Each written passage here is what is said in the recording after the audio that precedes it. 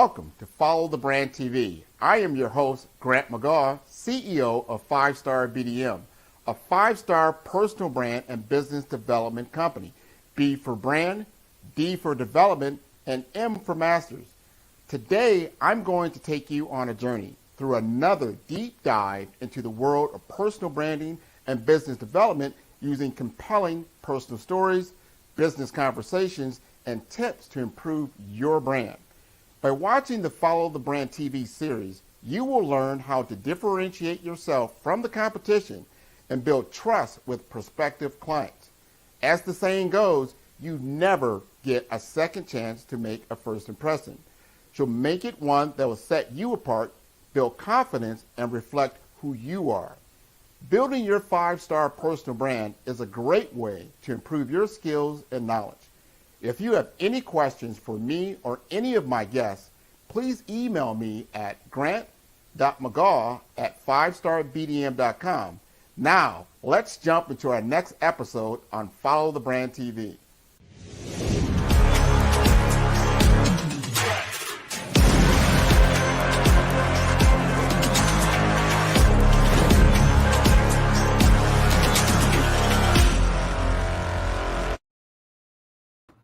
Hello, everyone, and welcome to the Follow the Brand TV series. Tonight, we have a special guest, and I want to talk about a problem that I have come across for a lot of different people is that we encourage our kids to go to school and get a college education, which is worth a lifetime of financial success.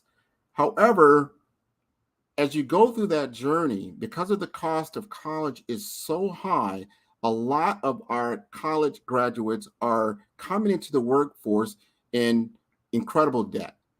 Our governments are now starting to look into that. Why are we training the next workforce that will come into the corporations across America, the small businesses across America, to enter into entrepreneurship? And we've already burdened them with 5-6-figure debts. They haven't even began to work through the opportunity to buy a house. The housing market is outrageous at this point. So that next generation is starting to still stay at home, being able to then, yes, work and get money, but they've got to chop down that debt.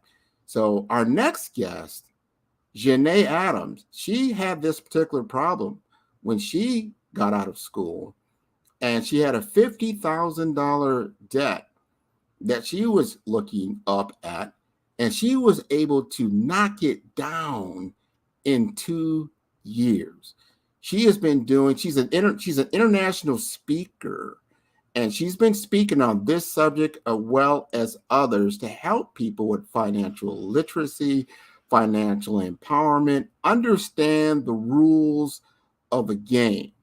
So without waiting any longer, we can have her join us on the stage. And I want to welcome Janae Adams to the Follow the Brand TV series.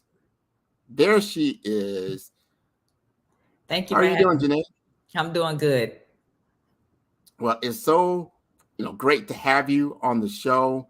I talked to you a little bit yesterday, and we were going to do a podcast, and I said, I'm going to pump the brakes for a minute because I think what you bring to the table is so important that I want to bring it to a live audience. Now, we're live on Roku, we're live on Pod TV, we are live on LinkedIn and YouTube and a lot of others across about 100 plus countries. And you are an international speaker, so you're comfortable with this audience. And I want you to be able to just express yourself. We're going to have a candid conversation around finance, around financial literacy, empowerment, those things that you're doing from a teaching perspective and your own personal experience. So first thing I want to ask you is that you got out of school, you had this $50,000 debt. How did you get rid of that in 2 years? Well, what some people are surprised to find out, so this is what they find out whenever I get on stage around the country, is that I actually graduated college debt-free. with $10,000 in the bank. But what happened is I got married and he had $25,000 of student loan debt for 1 year of college. And then the other 25 grand was a car that I convinced him to get instead of just fixing his old car. So what people should understand is that even though you can get out of college scot-free, life can happen. And life happened quickly for me because I didn't understand money. And so I went from being debt-free with a college degree to being $50,000 in debt within a couple of years. But definitely paying it off in 2 years took a lot of sacrifice, a lot of determination. But what helped get me there was being laid off from my job in 2008 with a 1-year-old and a brand new home with with a mortgage. Right into the recession. Wow. Yeah. Big challenge. So that's how I got determined to pay it off. Now I didn't know it was gonna be 2 years, but it ended up being 2 years. And I'm grateful for that because it actually set my rest of my life up that I'm being able to live today. Now, first, I'm gonna back up just a little bit because you did say something. Because I misunderstood. I thought you said, or I thought when I was going through your information that you came out of college with a debt. You're saying that was afterward, but you came out of college at a surplus. How did that happen? So I was a D1 scholarship tennis player. Okay. So I went to school for free and I ended up getting in my 3rd year of college an internship, an 8-month internship that basically paid me $3,000 a month straight profit because they also gave me a 2-bedroom, 2-bath apartment, a company car, and paid for my gas all 8 months. So I should have came out of those 8 months with about 24,000. I only came out with 10,000. So that should have been the first sign that I don't know how to handle money. So that's where the 10 grand came from at graduation. Well, that's still that's good. That's awesome that you were able to use your skills, right, and be able to get a scholarship. And then of course you ran into some other things later. When did you start picking up finance as a way of running a business? It really came out there paying off the $50,000 a day in 2 years. My whole goal in college, after college, was to work in corporate America until I got the gold watch at retirement. But obviously, God had some other plans for me. And so once I paid off the debt, people kept asking me, Janae, can you come speak here and tell us about your story? Can you come speak here and tell us about a story? And it got to one point, it was probably like my 5th one. And I'm not thinking of it as a speaking engagement. I'm just thinking about, okay, Janae, you're sharing your story, you're giving some tips. And someone paid me money. It was $250. And I was like, well, wait a minute. Can this become an actual business? And then I started becoming real serious about it and actually started the business that I have today. And I'm going 11 years now, almost 12 years into business.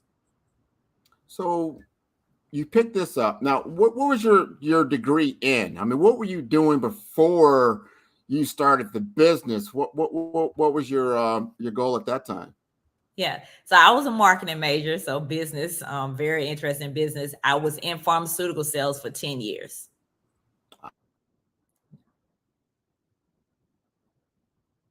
10 years. Okay. So that gave you some business, and sales is definitely will groom you for entrepreneurship. It will groom you for business. It gives you the savvy to begin your career and move it forward. So you had this mounting debt. You were doing sales in pharmaceutical. You found, now I'm gonna back up before even there, because you paid off this $50,000 debt. Did you just squirrel away money and begin to chip away at it? I mean, what was your secret formula? So first and foremost, people definitely always ask me, how did you pay the debt off, Janae? And I always tell them, like, the more important question is the why I paid it off. And so whenever I get on the stage, whether it's with college students, whether it's at corporations, with employees, everybody gets my dream sheet, because this is the same dream sheet that I did for myself. I just wrote it out. And what it is short-term, intermediate, and long-term dreams. So it's what you want most out of life. Because a lot of times people try to get out of debt, but as soon as they run into a financial emergency, they quit because they really don't have a why in front of them. So that why stayed in front of us on our refrigerator, saying that this is what we want to do 3 to 5 years from now. This is what we want to do 10 to 5 years from now. So anything else doesn't matter. This matters. So first and foremost, the dream sheet helped me stay focused. Okay, stay focused for those 2 years. And then after that, it's time to start figuring out where is our money going. And so we started looking at line by line our spending plan. People people call it budget. I call it spending plan because people will freeze up when they hear the word budget. But I looked at line after line of our spending plan and I said, okay, what can we cut out? What can we cut back so that we can bring in extra money each month? And we took that money and paid towards the debt. We also started to sell things. Once it wasn't once we cut as much as we could, we needed to bring in more money. And we started selling things. So those kind of strategies were bringing extra money. So let's say one month I brought in an extra $350. Well, that car note, that 25 grand car, that car note was $400 a month. So we would not send in $400. We would send in $750 and put that $350 towards that principal. Now you start to see how 50 grand of debt gets paid off a lot quicker because you're beating the interest. Well, you're being intentional about it, and you had a partner, and you and your partner said, hey, this is what we're going to do. And I think a lot of people, even including myself, especially in my 20s, don't realize you're on a real game board. This is Monopoly for real. We're dealing with real money. And if you don't know how to be intentional and responsible with your cash, with the kind of money that you're bringing in, and being able to spend wisely, you can get yourself into incredible debt. And then one of the things I wanted to bring this up, I'm going to go back to the college days, being that young professional, even in your 20s and 30s. I believe that a lot of these credit card companies are predatory lending. That the first thing you do when you get on a college campus, they hand you your book and they hand you a credit card. So a lot of times you do end up graduating with an incredible debt. How do you speak to that? Yeah, so, even during the time I was in college, of course, we had the credit card companies on campus with their free pizza and T-shirts. My mother, thank goodness, growing up, used to take the credit card offers, take me over to the trash can, rip them up in my face and say, you better not ever get a credit card. So thank goodness she did that, because I had a friend who left college with $10,000 in credit card debt, in addition to their student loans, because they were using the credit card to buy gas, credit card to buy pizza, like really for no emergencies at all. So whenever I go and speak on college campuses, I talk about, I haven't had a credit card since 2006. Okay. I haven't borrowed money since 2006. So my philosophy and the way that I do things is a lot different than America as a whole, especially because I'm dealing with, middle school students, high school students, college students, first generation students, whenever I'm on these college campuses, and they can't afford to go into credit card debt. Now, a lot of people don't know that the average student loan debt is $40,000. Okay. And that was before the pandemic. That's average. And the average household credit card debt is $16,000. So if I go into a college campus and I say, why don't you put this, let's your credit card, having a credit card is important. So why don't you risk putting $16,000 on top of this potential 40 grand or more? And now they owe more than me. So in good conscience, I can't do that. So I show them how to live their lives without it, how to be their own bank and actually build wealth, even as they're at their age. And that's important, to get financial responsibility, understanding. I used to love these commercials. I saw these commercials maybe a year, 2 years ago, where they're showing young people what it's like to buy, like you buy a computer on your credit card. Maybe that computer was $1,500. But they actually show you actually paid $3,500 for that. Exactly. Computer. You don't realize, even though it's convenient because you're paying a small monthly amount, but the interest rate is compounding. And by the time you end up paying for that computer, you've probably gone on and used maybe 2 or 3 other computers. Exactly. So there's a big gotcha there. Now I want to ask you, you said your mom seemed to be a big influence for you. Did you have mentors and sponsors kind of helping you so you had a good footing on how to handle money? And it was just different things. Like they would, they don't do it like I do with my kids today, but I this is what I do. So my children get it a lot. But when growing up, I could watch them. She can show me directly by ripping the credit card offers up in my face and put it in the trash can. But I can also see how the money is affected when one parent is laid off. Because my father worked in factories, so during the Reagan years, we all remember the Reagan years, like there were layoffs. It was bad times, and so I can see how she would have to work on her bank.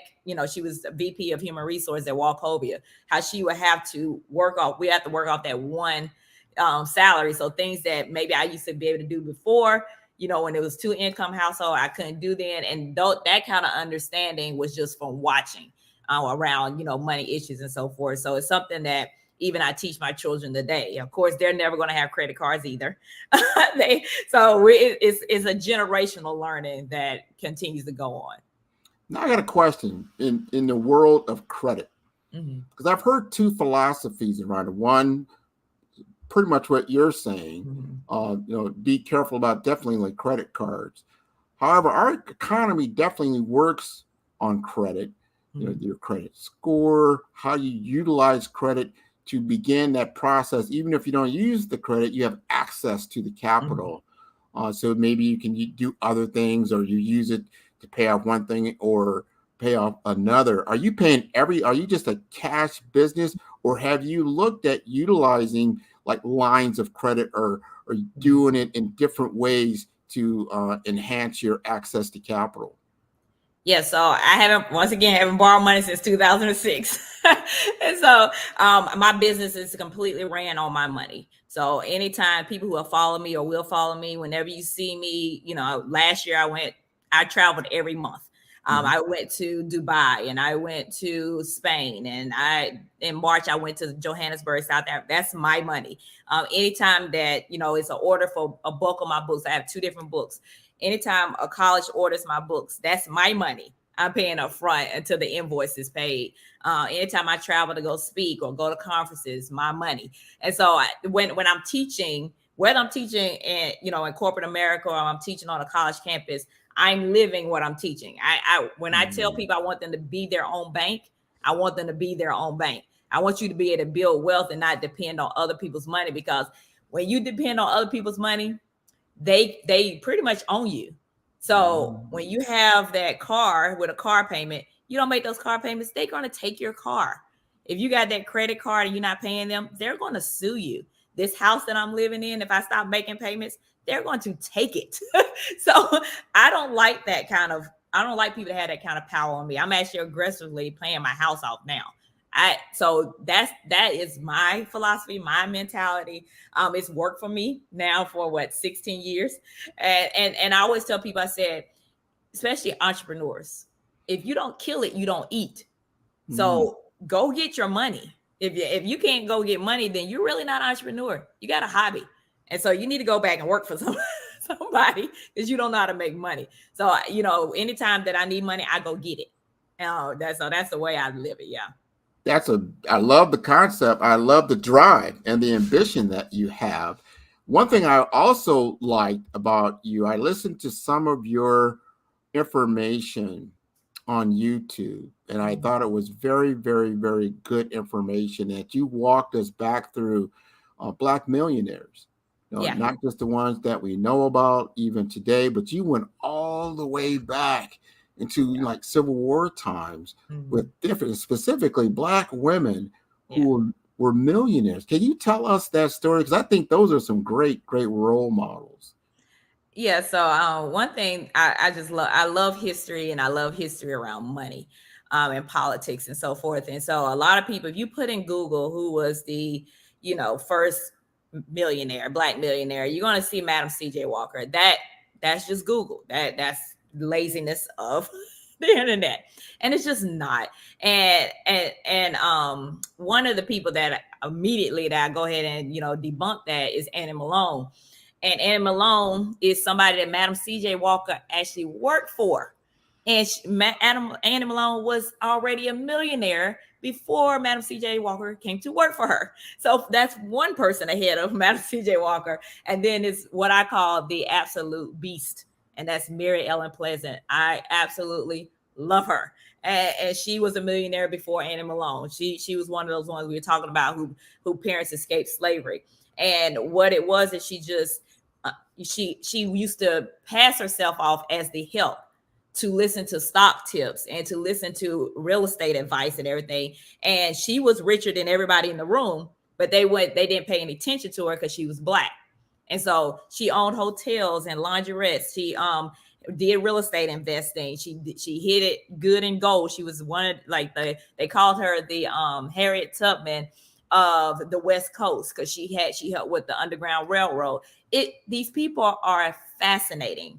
And that's just two people. And so the reason I studied those kind of people, Greenwood with the Black Wall Street, we had plenty of Black Wall Streets, even where I'm from was a Black Wall Street, is that I like to study the past to see the clues there in order to build the wealth right now and in the future. And so that's why I studied those kind of people. Fannie Lou Hamer around politics and the ideas that she had. So I'm really into, what can be done that's been done in the past, but couldn't be exactly successful because of Jim Crow, because of civil rights, because of racism, where today we can take those same ideas and actually run with them. That's wonderful. First, you went backward into history and found the truth. You took the time to look at that. And when you told that story, I was like, I thought of you. Because you're telling me that she gave, was it $30,000 to the abolitionist movement, which is the equivalent of $900,000 today.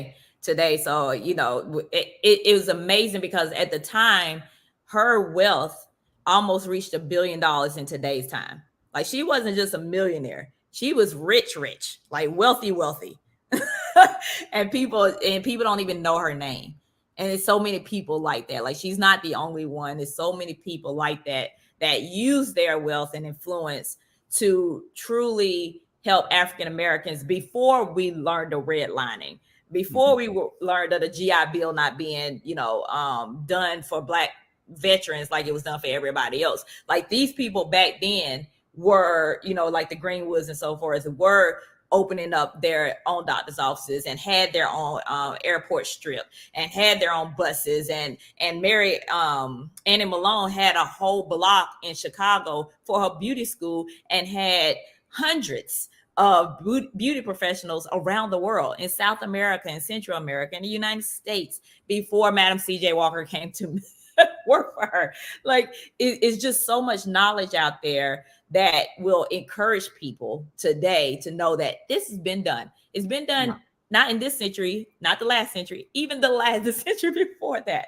So how much the more today, with our education, with the money that we can make, with technology, can we do even more? They had nothing, and they built a lot.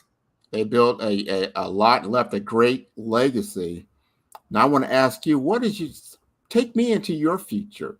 What does your future look like? What do you want to be, at the end of the day? How do you want to be remembered?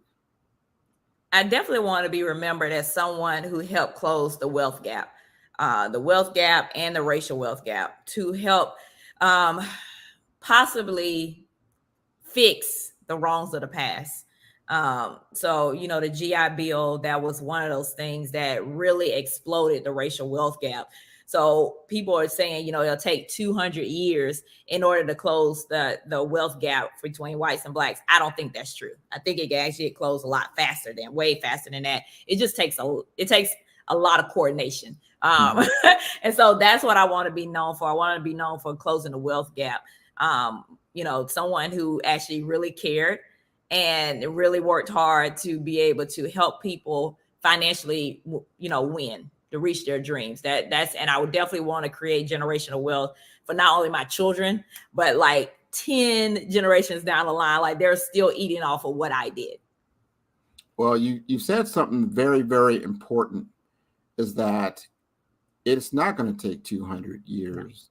Most of the wealth that's in our world today was created about 10 to 15 years ago. Most of that was created through the technological advancements. So your Googles, your Microsoft, your Amazon, think about all the multi-billionaires that you hear about today. So if we as a people are now involved in some of these technological advancements, we can close that gap very, very quickly. If we can come together and circulate. See, that's the thing. Even though, you had a separation, back in the 40s and the 50s and whatnot, you had communities. You brought up Black Wall Street. You had communities in which those dollars were always circulated. Yes. And so they became profitable and they became wealthy and it was prosperous. And unfortunately, others saw that and began to dismantle that reality, and then put highways and whatnot through them. I mean, there's a lot of bad history there, right? So the capability of creating wealth for the African American community, the people of color in this country, is very, very real. It's just a matter of having the opportunity to do so. And you are doing one of those things and helping us in a long way. So we're going to go to commercial break. This has been fabulous. And we're going to come back. We're going to talk more about your program and how you are closing that wealth gap for a lot of individuals. So thank you very much.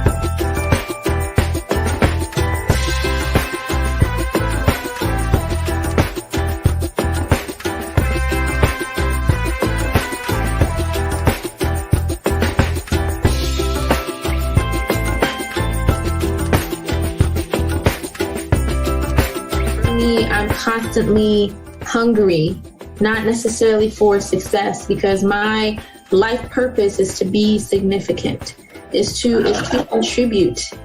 It's to contribute in a way, because whenever we have knowledge, the goal is not to withhold information. The goal is to share, to empower, and to educate other people.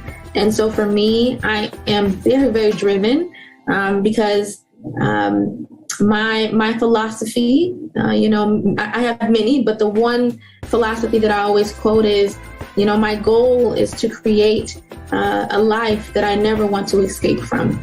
So my drive, kind of feeds off of this desire to never really operate from a place of mediocrity.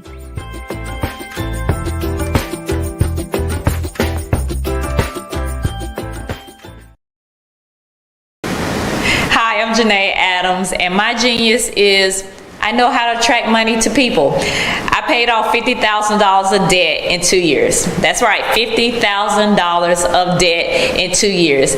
Now I travel the world as an international speaker and the author of 2 books, sharing my story of how I did exactly that step by step. Not only am I a speaker, but I also do financial wellness programs for corporations, and I have an online platform and online courses for individuals around the world. So that is my genius, and of course, genius is common.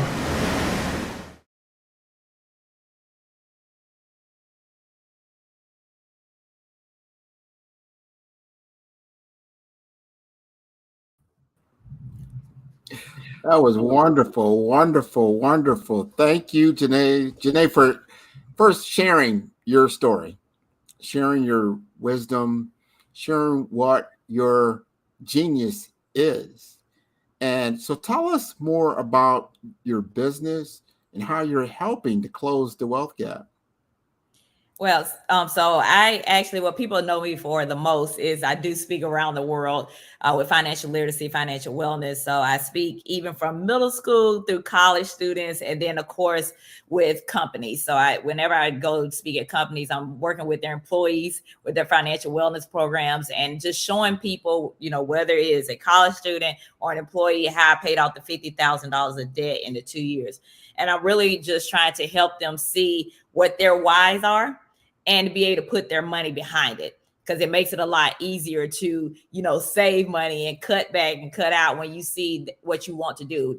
If you want to travel the world, it's a lot easier to say, you know what, I don't really need Netflix. If you want to start a business, then you say, well, you know what, maybe I don't need to go on that girl's trip this year. I need to put that $1,000, $2,000 towards starting my business. So that is what I've been doing for the last 11 years. I've been blessed to, write 2 books, a book for students and then a book for everybody else who pays bills. And then I've had bi-weekly TV segments and other media. So it's just been a really great ride. Well, I tell you, you said you had a marketing background. Yeah. Were you able to take that knowledge and then invest it into your business, and that helped you in your messaging and your content and that type of thing? Would you say that?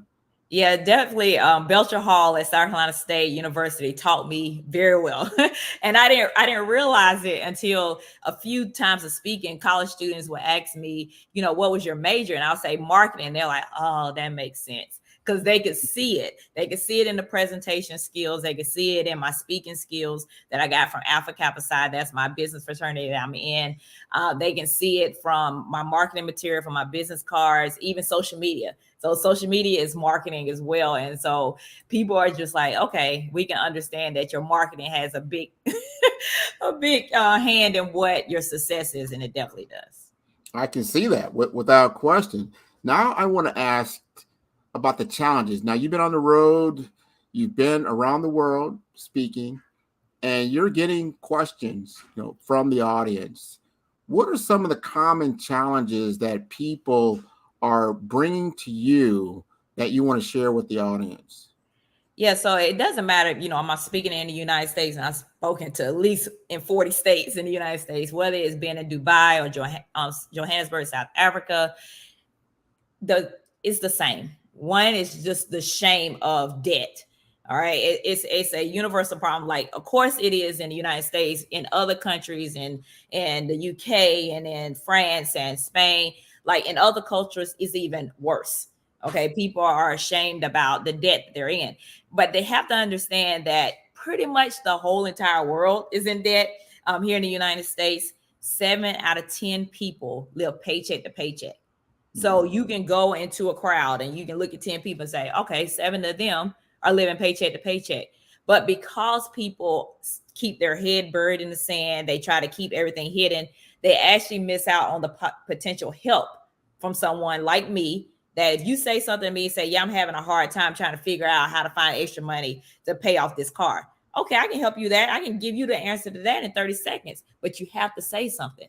You have to not be ashamed of it. And so that is the universal issue that I see, is that people around the world are ashamed of the debt they're in, but they need to understand you are not alone by far. Okay. It's much less people debt free than it is with people in debt. So you're actually a part of a very large group. So don't be ashamed of it. Well, I want to chime in on that because there's a reason why that is. So we live in it's a wheel, it's a cycle, right? And it's a polarity, it's polarized. Now there's a positive and the negative, right? And if you look at really monetary distribution, you're probably going to see it more of a pyramid type shape. You've got a lot of, or I should say a small number of very, very, very rich people at the top. And then you have the masses at the bottom. Yeah. And, that's how you talk about a wealth gap. It's not even close, right? Yeah. But if you created a system in which it actually benefits you at the top, but doesn't necessarily benefit you at the bottom, you need to realize the position that you're in. Yeah. If you're not in the producing category, or you're just in the consumer category, right? So our economy, people are, recession.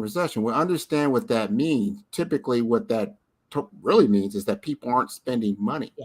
So if they stop spending money, it reverberates through the entire economy. Mm-hmm. And then all those projections that you hear on Wall Street, we're going to do X amount of money is off. It's lower. Yeah. And that's usually because people aren't spending money because, hey, I don't have the money to spend. So how do we then? That's how you get in the stimulus package. Why would they do that?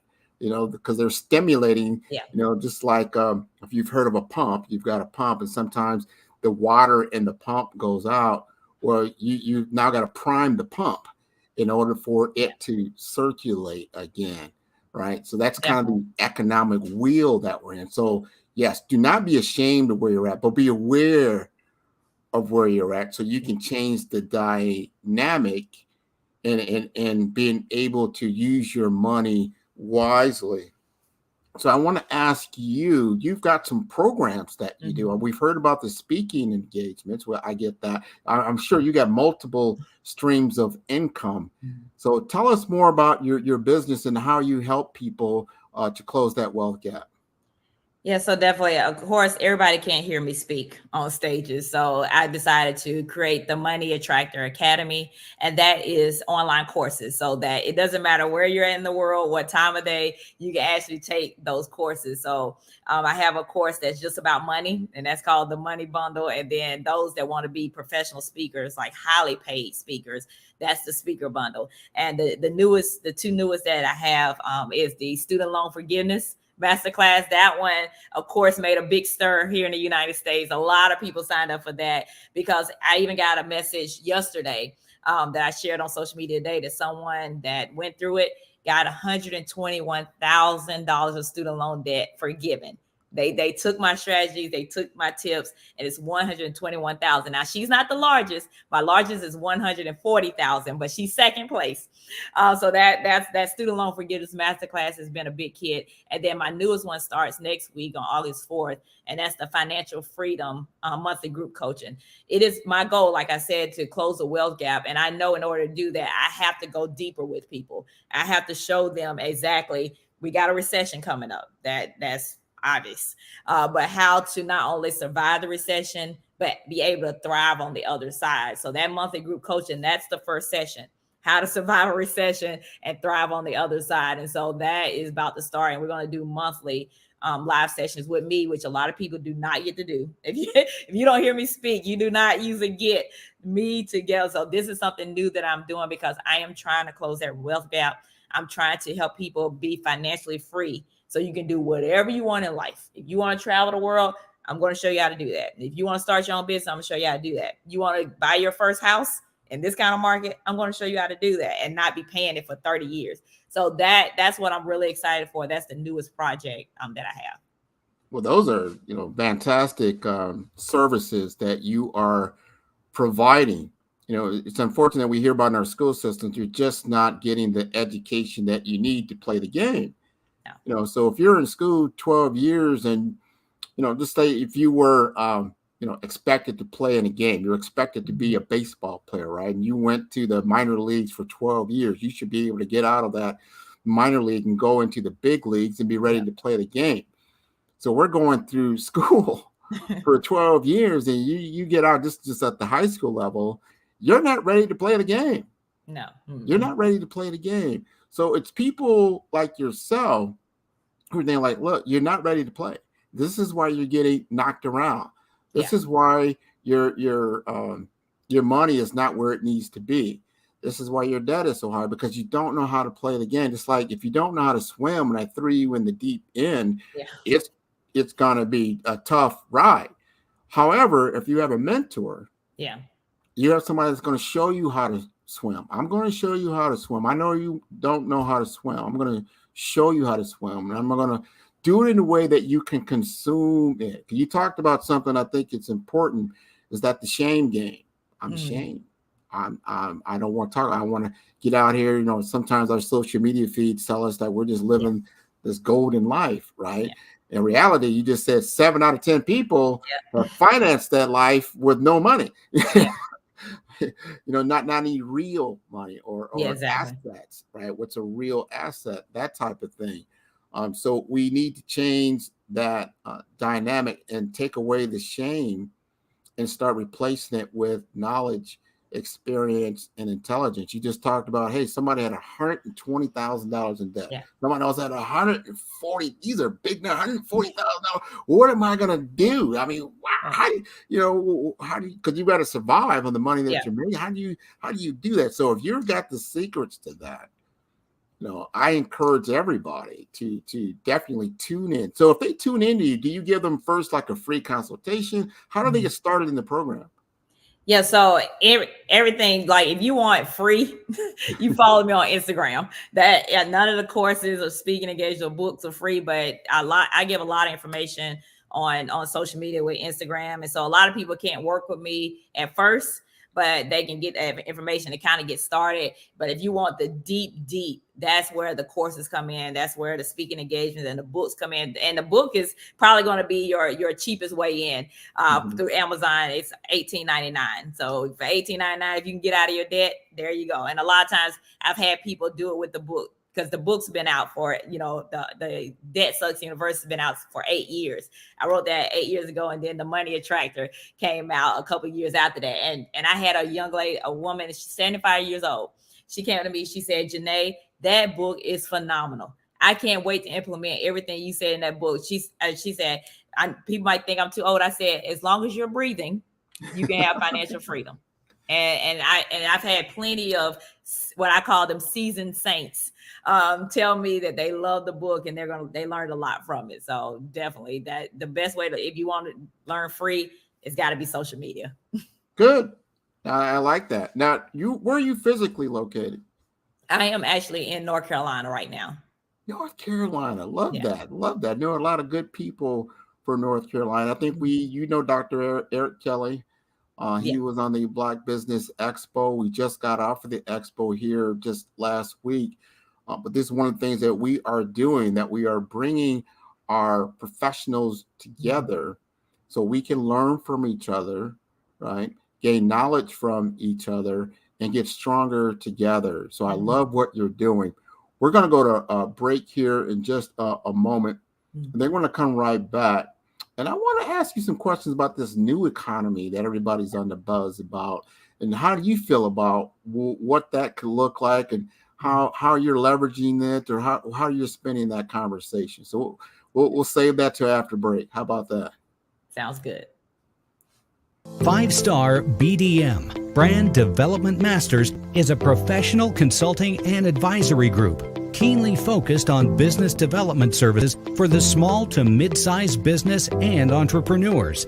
Although every business is unique, they often share business development challenges that can be addressed through smart branding. Services include process improvement and operations, digital strategy and transformation, business intelligence, digital marketing, and personal branding. Our business and personal branding company has helped a number of professionals and organizations to optimize and grow.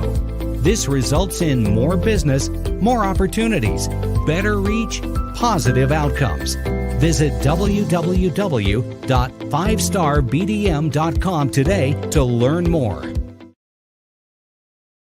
Follow the Brand TV broadcast host, Grant McGaugh, as he visits with top executives and entrepreneurs to find out their secrets of success with their personal brand. Follow the Brand TV broadcast host as he focuses on brand development to build better relationships, bring value to your business, relationships, and career. You will enjoy listening to each episode that is tailored to speak to you directly. If you're looking for this type of clarity in terms of building your brand, you have tuned into the right station. Each episode will help you to shape a conversation in the 5-Star BDM network of 20,000 professionals and become a springboard for your corporate engagement and business opportunities. Each guest will frame their story in the areas of personal branding, business development, career development, financial empowerment, and technology innovation.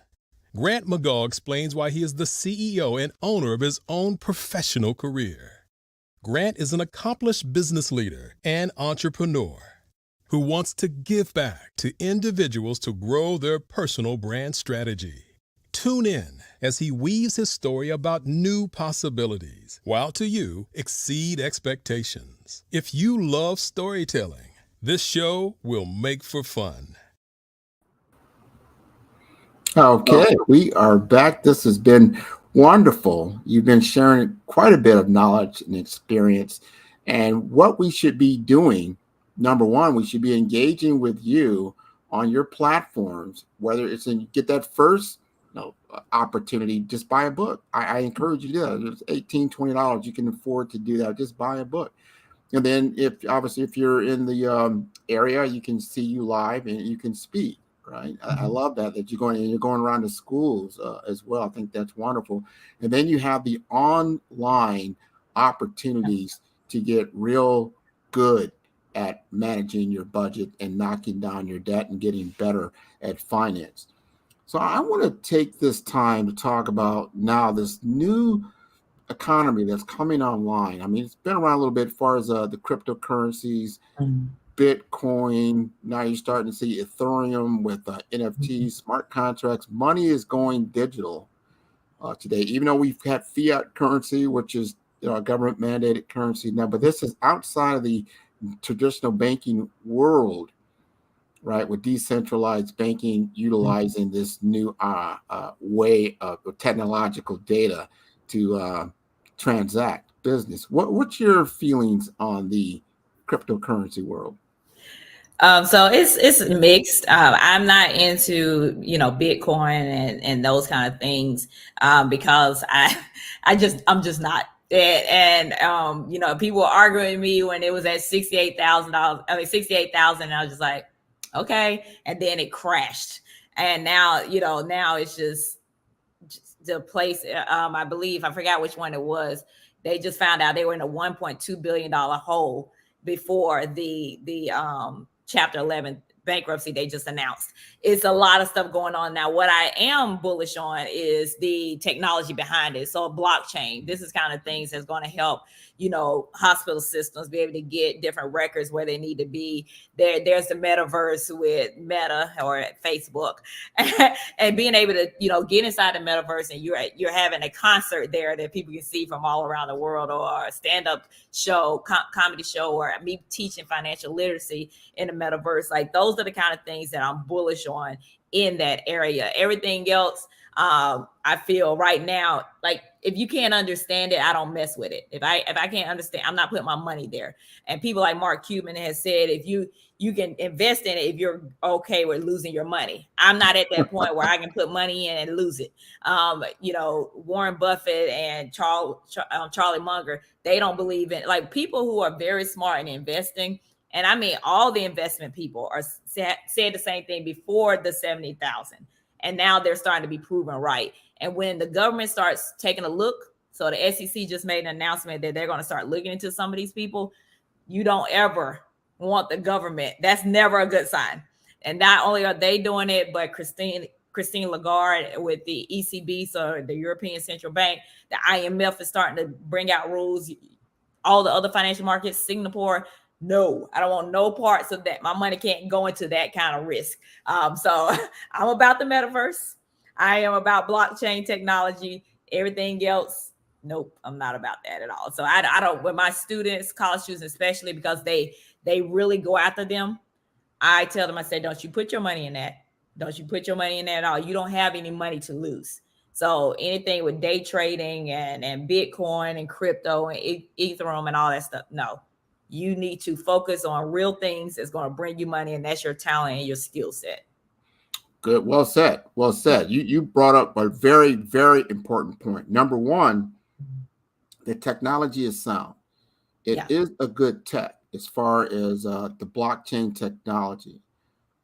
Now, you have to go, I go back in history, and for me, 20 years ago, the same type of thing happened in the internet.com area. You had the .com boom and the .com bust. Yeah.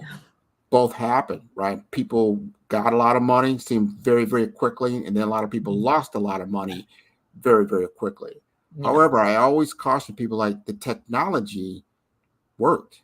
It had nothing to do with the technology. The technology was sound. There was a time where, like, e-commerce, I'm not going to put my credit card out on a computer, and I don't even know who's on the other end of that. That sounds nuts. But you also said another and very important thing. The reason why it became more solid is because the banking industry as a whole got behind it, and they guaranteed your money, and they got more security around it, and it became easier. Look at Amazon. Because of that technology, they became one of the richest richest companies in the world. Look at Google, became one of the richest companies in the world. That's because the technology was sound. Yeah. Right. Just be, and at that time there was a bunch of what you call wild speculations that was driving the prices up ridiculously. Yeah. And then, when the margin call came, meaning where's your product? Where's your service? And where's your customers? Yeah. and then you have the .com bust. Yep. Enron and all those people. Oh my God. That was bad accounting. Enron. Yeah. Your accounting practice was not real. Wasn't solid. So be cautious about it. Keep your eye on it. The technology is sound. Don't just go into anyone's willy-nilly. I minted all these dollars. I did this and that. I love your other analogies. Like, if you got money to lose, go right ahead. It's very speculatory at this point. But as there's more regulation starts to come into it, it'll get better. As hospital systems say, hey, this is a use case. This is a technology that's going to help with interoperability. This is going to help with patient health records that I can now share data in real time, because in the healthcare world, time means life. Yeah, exactly. So if you can shorten that continuum, you'll do a lot of good with that kind of technology. So the technology is sound. I totally agree with that. I wanted to ask you one more thing while I've got you for another minute or so. On this new legislation that's coming out around forgiveness of student loans, what do you know about that? Yeah. So I will tell people already understand that over $40 billion of student loan forgiveness has already happened, and it's still happening. They're not reporting on it for some reason, but it is happening. So don't say that no student loan forgiveness is happening, because it is. So if you work in the public sector, you need to be going out there what I call the PSLF. It's public sector loan forgiveness. And so if you're a teacher, if you are a fireman, you work in the military, if you're a nurse that works at a hospital, social workers, if you're in the public sector, not for profit, you have a chance to get your student loans forgiven or take some months off of that 120 months. If you're total and permanent disabled, you also have a chance of student loan forgiveness. Those of you who went to for-profit colleges that closed on you and scammed you, you have an opportunity to student loan forgiveness. Now, what everybody else wants to talk about is the campaign promise from President Biden with the $10,000. That is still on the table, and that's what they're working through. Now, that $10,000 is for anyone with federal student loans, not private, federal student loans. So if you got private, none of this is directed to you. But those are federal student loans. That is something that the $10,000 is going to be for you when they finally decide on it. November is very important for voting. If you do not vote the right way, that's all this student loan forgiveness I'm talking about can end up going away. So take it how you want to take it. You know who's in office now. You know who's in control now. If they're not in control after November, all them tens of thousands of dollars in student loan debt you may end up keeping it. All right, so I'll tell you that. Valuable information. So before we let you go, Janae, the audience has got to know how to contact you.